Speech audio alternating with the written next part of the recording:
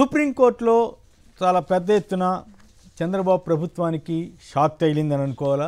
Supreme court వారు మనం గత 10 రోజులుగా వ్యక్తం చేస్తున్నటువంటి భావాలనే వారు తమ ప్రశ్నలలో సంధించారా? మరి చంద్రబాబు గారు ఎందుకు రెస్పాండ్ అవ్వలేదు? మామూలుగా అయితే జగన్ గారు ప్రెస్ కాన్ఫరెన్స్ పెట్టిన వెంటనే మీడియా ముందుకు వచ్చి చంద్రబాబు గారు నానా దోషణలకు దిగే ఆయన ఈ రోజున సుప్రీంకోర్టు వ్యాఖ్యలపై ఒక్క మాట కూడా జాగ్రత్తగా అసలు ఎక్కడ కనపడకుండా ఉండటం విశేషం. ఆయన ఎక్కడ మీడియా ముందు రాకపోవటం విశేషం. తెలుగుదేశం తరఫున కూడా ఎక్కడ పెద్దగా స్పందించకుండా ఏదో ట్విట్టర్లో ఏదో సిబిఐ ఎంక్వైరీ వాటి మీద ఏదో మాట్లాడారంట. ఇక సాక్షిలో ఎలాంటి ఆధారాలు లేవు, చంద్రబాబు కొవ్వు ప్రకటనపై సుప్రీంకోర్టు కన్నెర్రా, కోట్ల మంది భక్తుల మనోభావాలను దెబ్బతీస్తుందని తెలీదా, మీ రాజకీయాలకు దేవుణ్ణి దూరంగా ఉంచండి, వాస్తవ నిర్ధారణ కాకముందే రాజకీయ ప్రకటనలు ఎలా చేస్తారు అంటూ స్వయంగా టీటీడీ ఇవోనే నెయ్యి వాడలేదని చెప్పిన తర్వాత లడ్డూ ప్రసాదంలో జంతు కొవ్వు ఉందని ముఖ్యమంత్రి ఎలా చెబుతారంటూ సూటిగా ఘాటుగా సుప్రీంకోర్టు ప్రశ్నించింది. ఈ వార్తని చాలా ప్రముఖంగా సాక్షి మాత్రమే ఇచ్చింది. ఈనాడు, ఆంధ్రజ్యోతి మాత్రం చాలా జాగ్రత్తగా చంద్రబాబు గారికి ఎక్కడ ఇబ్బంది లేని విధంగా హెడ్డింగులు పెట్టి నెయ్యి కల్తీ వివాదంపై సిట్నే కొనసాగించాలా, స్వతంత్ర సంస్థను వేయాలా అన్న దాన్ని సొలిసిటర్ జనరల్ అభిప్రాయం కోరిందని సుప్రీంకోర్టు కోరిందంటూ దాన్ని టైటిల్గా పెట్టుకుని వారు కథ నడిపించారు.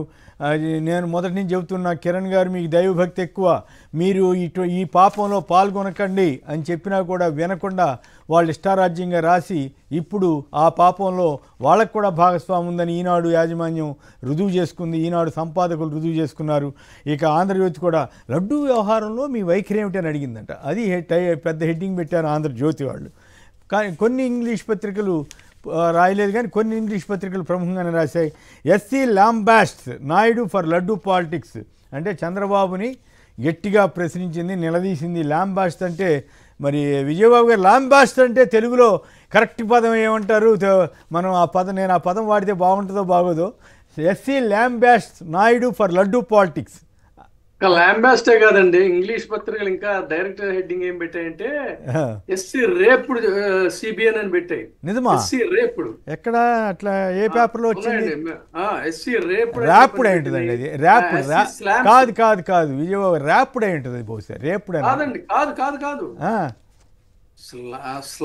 స్లామ్స్. రేపుడు అంటే దాని అర్థం ఏంటంటే మనకి లైంగిక పరమైన అర్థం అని కాదండి. మొత్తం ఏంటంటే అక్కడ రేపుడు అంటే ఏంటంటే మొత్తం ఎడాపెడా వాయించబడింది. ఇప్పుడు లాంబాస్టర్ అన్నా ఇవన్నా కూడా రేపుడు పీస్ ఏంటంటే మనం కలోక్యాలుగా మన లౌకికంగా వాడుకునే అర్థం కాదు అక్కడ ఇంగ్లీష్ లో, ఈ కంటెక్స్ట్ లో. మిగతా కంటెక్స్ట్ లో వచ్చే అర్థం అన్వయం అవదు ఇక్కడ. సో ఒకటి కాదండి, అసలు బ్రహ్మాండమైన హెడ్డింగ్స్ పెట్టాయి. స్టార్టింగ్ లో ఏవైతే ఏ జాతీయ మీడియా అయితే అతి దారుణంగా ఎద్దు ఈనింది అని అంటే అది నలుపు రంగు ఉందని కొంతమంది, ఎరుపు రంగు ఉందని కొంతమంది, తెల్ల రంగు ఉందని కొంతమంది, గోడ కట్టేశారా లేదని ఇట్లా ఇష్టం వచ్చినట్టు చెలరేగిపోయి రాసినటువంటి మీడియా తదనంతరం వెంటనే కళ్ళు తెరుచుకొని జరిగిన వాస్తవాలు గ్రహించి కొంతమంది మాత్రం నిజాయితీగా నిబద్ధతతో లెఫ్ట్ అండ్ రైట్ వాయిస్తున్నారండి, మామూలుగా కాదు. రైట్. మిగతావి కూడా మాట్లాడిన తర్వాత చెప్పిన తర్వాత మీరు వీడియోలు కూడా చూసిన తర్వాత మళ్ళీ మాట్లాడదు. కానీ no proof prasadam contaminated, why did CM go to public, keep gods away from politics, says SC on Tirumala laddoo row అంటూ చంద్రబాబు గారిని డైరెక్ట్గానే చంద్రబాబు గారు జనానికి ఎట్లా చెప్తాడు అలాంటి సెంటిమెంట్ విషయాలని ప్రశ్నించినట్లుగా టైమ్స్ ఆఫ్ ఇండియా రాసింది. ఇక్కడ హైదరాబాద్లో తెలంగాణకు సంబంధించి చెప్పినా వినరా, జైలుకు పంపాలనా అంటూ హైడ్రా అంటే ఈ కూల్చివేతల పర్వం సాగిస్తున్న హైడ్రాని తీవ్రంగా హైకోర్టు ప్రశ్నించిందని నమస్తే తెలంగాణ ప్రముఖంగా ఇచ్చింది. సాక్షిలో హైకోర్టును కూల్చివేస్తారా, తహసీల్దార్ ఏది చెప్తే అది చేస్తారా అంటూ హైడ్రా కమిషనర్పై తీవ్ర ఆగ్రహం. దీని మీద రాజకీయ దుమారం లేగుతోంది. రేవంతే బాధ్యత వహించాలని చెప్పి ఇక్కడ ప్రతిపక్షాలు కోరుతుంటే అక్కడ చంద్రబాబు గారు నైతిక బాధ్యత వహిస్తారా లేదా? పవన్ కళ్యాణ్ చంద్రబాబును ఆసరాగా చేసుకుని ఆయన చెప్పిన దానికి ఆధారంగా ఈయన రెచ్చిపోయి దీక్షలంటూ డ్రామాలు నడిపినటువంటి పవన్ కళ్యాణ్ ఇప్పుడు ఎందుకు నోరు విప్పట్లేదని వారు అక్కడ ప్రతిపక్షాలు ప్రశ్నిస్తున్నాయి. ప్రతిపక్షం అంటే మిగతా పెద్ద ఏం కాదు, కానీ ఒక వైసీపీ మాత్రమే. ఇక వీటిని కప్పిపుచ్చడం కోసం చంద్రబాబు గారు ఏదో నేరస్తుల్ని వదలొద్దు అది ఇదని ఆయన వాళ్ళ పోలీస్ సమావేశంలో చెప్పారంటూ, రివ్యూ మీటింగ్లో చెప్పారంటూ ఆంధ్రజ్యోతి రాసింది. ఇంకొక ఇంట్రెస్టింగ్ విషయం ఏంటంటే ఆంధ్రప్రదేశ్ ప్రజల మీద కరెంటు బాధలు రాబోతూ ఉంది.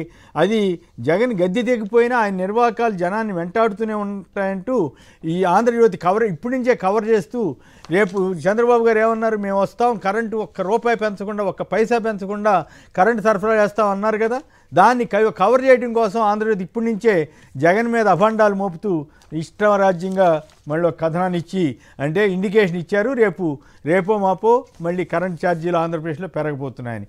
ఇక నూతన మద్యం విధానం ఖరారు, నేటి నుంచి దరఖాస్తుల స్వీకరణ, 11 లాటరీ, 12 నుంచి కొత్త దుకాణాలు, 3396 షాప్స్ ఏర్పాటుకు నోటిఫికేషన్ అంటూ కథనాన్ని ఇచ్చారు.